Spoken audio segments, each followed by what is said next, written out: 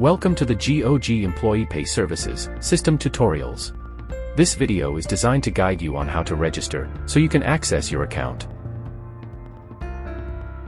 First, click Forgot Password.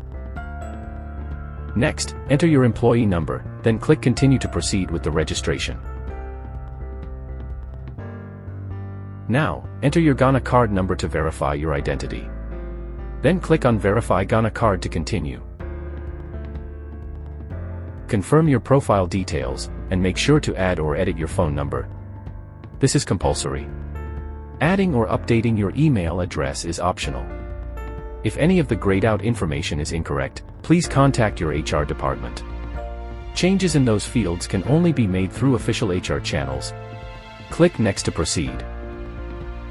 You'll be required to confirm your phone number. Click Yes to send an OTP to your phone number. You'll receive an OTP on your phone. Enter the OTP and click Verify OTP to continue. Now, enter your new password. Re-enter the password to confirm.